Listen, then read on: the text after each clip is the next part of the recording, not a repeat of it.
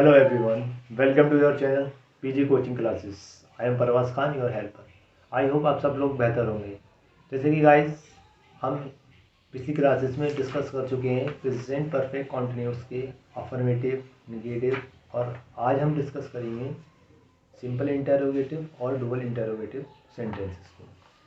तो बहुत ही simple way में समझते हैं कि इनको हम कैसे बना सकते हैं और कैसे पहचानेंगे। Let's see.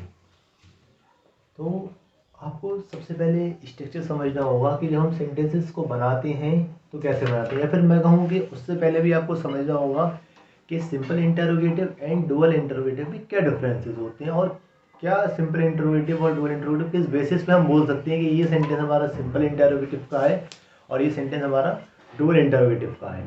तो इसको हम समझते हैं। तो मैंने जैसे कि यहाँ पर सेंटेंस लिखे हैं, मैंने एक ही सेंटेंस है जो सिंपल इंटरोगेटिव का लिखा है, बाकी के सेंटेंस मैंने तीनों सेंटेंस जो है मैंने डुअल इंटरोगेटिव के लिखे हैं। तो हम ये समझते हैं सिंपल इंटरोगेटिव क्या होता है। तो सिंपल इंटरोगेटिव में क्या जो है वो वाक्य के बिल्कुल स्टार्टिंग में आ जाता है, मतलब शुरू में आ जाता है। और डुअल इंटरोगेटिव में जो होता है, जो भी आपकी QW मतलब क्वेश्चन वर्ड फैमिली जो है, वो सभी हमारे वाक्य के या तो बीच में आएगी या शुरू में, इस तरह से वो हमारे वाक्य में आती है। जैसे क्यों, कौन, है ना, कब। तो ये वाले हमारे तीन वाक्य जो हैं ये डुअल इंटरोगेटिव है और ये सिंपल इंटरोगेटिव है। अब इनके क्या डिफरेंसेस रहते हैं, इनका ट्रांसलेट करते समय, तो इसको हम समझ लेते हैं। पहले स्ट्रक्चर ही समझ लेते हैं। सबसे पहले अगर हम सिंपल इंटरोगेटिव की बात करेंगे तो जब हम इसका अनुवाद करते हैं हिंदी से इंग्लिश में तो किस तरह से करते हैं। हम लिखा हुआ है जैसे आपका सेंटेंस, क्या भाई 2 दिन से स्टूल बना रहा है। तो हम ट्रांसलेट करेंगे पहले, उसके बाद स्ट्रक्चर समझेंगे ताकि समझ में आए। और आप लोग अपनी नोटबुक पर इसको नोट डाउन कर लें, लिख लें, ताकि आपको समझने में आए। तो ये समझिए, जब क्या बिल्कुल वाक्य के शुरू में आया तो इस वाले क्या का कोई भी अनुवाद नहीं होता है। और यहाँ जो सब्जेक्ट होता है उसके अकॉर्डिंग हम देखते हैं हमें हैज लगाना है या हैव लगाना है। तो भाई यहाँ पर अपने आप में सिंगुलर सब्जेक्ट है और यहाँ पर आप लगाएंगे हैज। तो सबसे पहले आपकी जो है क्या आ गई, हेल्पिंग वर्ब। मैं साथ ही साथ स्ट्रक्चर लिख देता हूँ यहाँ पर। सबसे पहले क्या आ गई आपकी, हेल्पिंग वर्ब प्लस आपको सब्जेक्ट देखना है। अब सब्जेक्ट हमारा क्या है, बगई। तो बगई को हम लोग बोलते हैं कारपेंटर।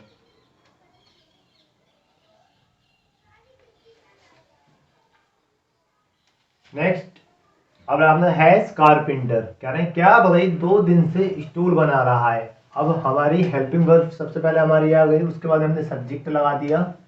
अब हम देखते हैं वाक्य में नॉट है, क्या ये सेंटेंस नेगेटिव है। तो ये सेंटेंस नेगेटिव नहीं है। अगर ये नेगेटिव होता तब, अगर मान लीजिए कि ये नेगेटिव होता, ये लिखा होता क्या भाई 2 दिन से स्टूल नहीं बना रहा है, तो हम देन यहाँ क्या लगा देते, हम नॉट लगा देते।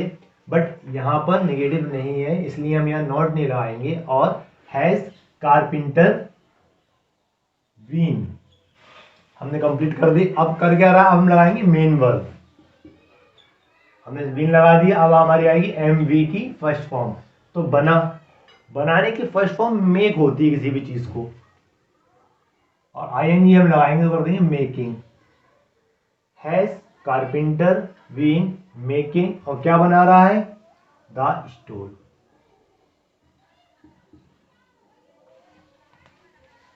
अब क्वेश्चन ये आता है कि कब से बना रहा है। मतलब अब आपने यहाँ हेल्पिंग वर्ब हो गई हमारी, सब्जेक्ट हो गया हमारा, बीन हो गया हमारा, मेन वर्ब हो गई हमारी, ऑब्जेक्ट हो गया हमारा। अब हम आते हैं टाइम पर। आपको या तो सिंस लगाना है या फिर फॉर लगाना है। तो आप देखो 2 दिन से, तो ये अनिश्चित है, तो फॉर 2 days, लास्ट में क्वेश्चन मार्क। अब क्या भाई 2 दिन से स्टूल बना रहा है, तो has carpenter been making the stool for 2 days। अब हम आते हैं डुअल इंटरोगेटिव के, और इसको भी हम ट्रांसलेट करेंगे और साथ ही साथ इसका स्ट्रक्चर समझेंगे, इस सेंटेंस का ढांचा समझेंगे कि किस तरह से डुअल इंटरोगेटिव को हम बनाते हैं और क्या ट्रांसलेट। अब देखो आपका, वह 1 घंटे से क्यों रो रहा है। तो गाइस यहाँ ये और समझ लीजिए, ही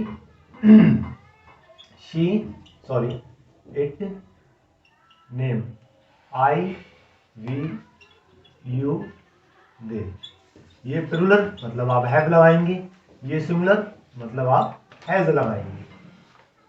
अब आप यहाँ ये देखेंगे कि वह हमारा अपने आप में सिंगुलर है, तो आप अब जब ये वह आ गया तो सबसे पहले आप इस वह को नहीं लगाएंगे, आप ये देखें क्यों, मतलब यहाँ पे क्वेश्चन वर्ड आ गया, तो सबसे पहले आपको जो इंग्लिश लगानी है वो इस क्वेश्चन वर्ड की लगानी है। और स्ट्रक्चर रहता है हमारा, सबसे पहले आप लोग लिखते हैं स्ट्रक्चर में QW, सॉरी क्या लिखेंगे आप, QW, मतलब आपको क्वेश्चन वर्ड लगाना है।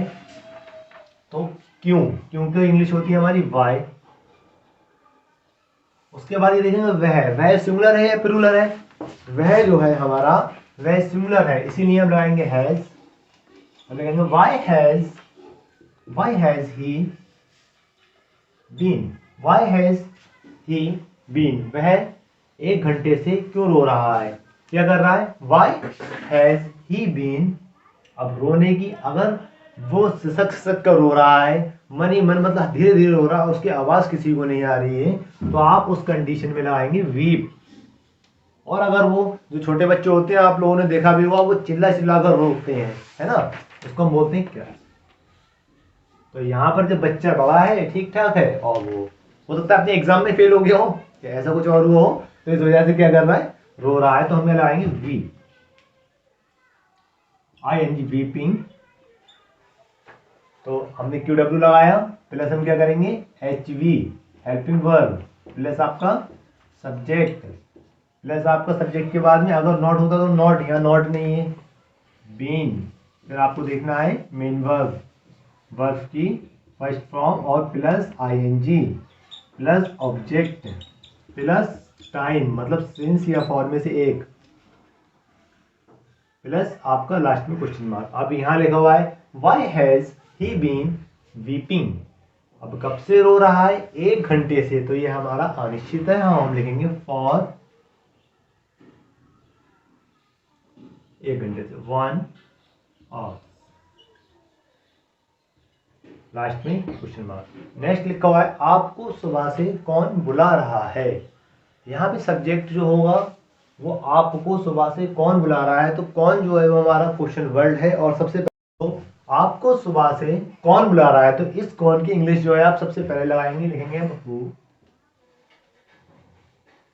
हैज, सबसे पहले आपका हु आ गया, फिर आपका हैज आ जाएगा, और उसके बाद में आप लगाएंगे बीन। और बुलाने की फर्स्ट फॉर्म जो होती है वो हमारी कॉल होती है, और करते क्या हम, कॉलिंग, किसको, आपको, तो लिखेंगे हम यू। और कब से, who has been calling you, और कब से बुला रहा है, सुबह से बुला रहा है, वो अपने आप में निश्चित चीज है, उसके लिए आप लोग लिखेंगे सिंस मॉर्निंग,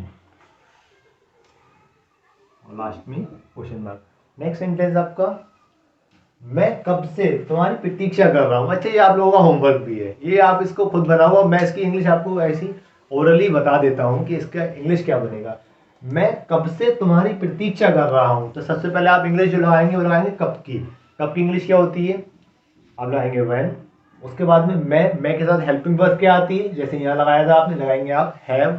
उसके बाद में क्या लिखेंगे, आई, फिर बीन, किसकी, योर, वेटिंग फॉर योर। और कब से कर रहा हूँ, कह रहा है मैं कब से तुम्हारी प्रतीक्षा कर रहा हूँ। अब यहाँ पर आपको देखना होगा फॉर एनी टेंस आ जाएगा, और इसी को आप अपने होमवर्क से बनाएंगे। और अगर आप ये ट्रांसलेट कर पाए तो आप कमेंट बॉक्स में ज़रूर इस सेंटेंस की इंग्लिश ज़रूर लिखिएगा। Thanks for watching.